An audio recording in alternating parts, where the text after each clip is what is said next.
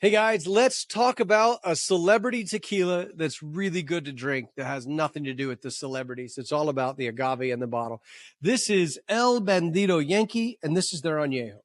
And this tequila right here is fantastic. And when I say that it's a celebrity tequila, that's because it's owned by NHL Hall of Famer Chris Chelios and Green Bay Packer Jim Bob Morris. And they both have a passion for tequila. They decided to come up with a tequila that was actually additive free and that had no bad flavors in it. And if you watch the interview with James Morris, Jim Bob's son talks about the story of how they decided to create a tequila brand and what their thoughts were behind it.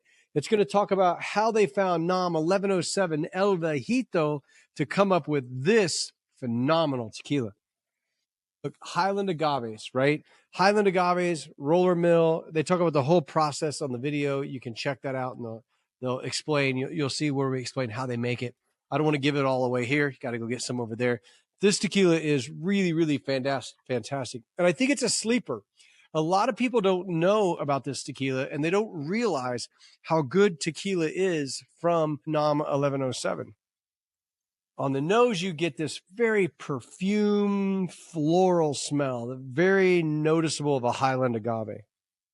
Granted, it's an añejo, and I'm not overwhelmed with barrel notes.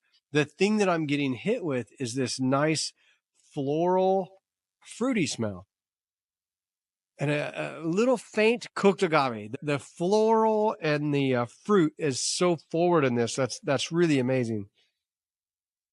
A little teeny bit of caramel the next time you smell it. And this, as you can see, this is not one that I've left sitting on the shelf. This is one that I drink. I really enjoy.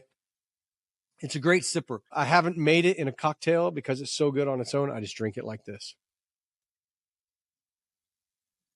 Great cooked agave. A little bit of the barrel note. I get a little bit of caramel. The vanilla that I'm picking up is, I don't believe from the barrel, but from the agave. And I get a little bit of orange peel, which is really nice in this flavor profile. It's not overbearing. The citrus is like in the background, the agave is on top, and it's a little bit of caramel. I got to tell you, the agave is the star of the show of this. The mouthfeel is really nice.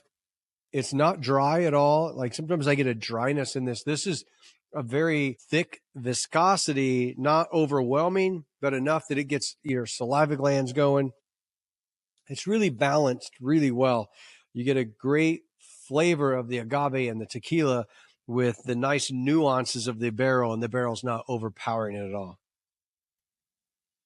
A little more orange peel or orange zest on the nose now that I've had it out a little bit.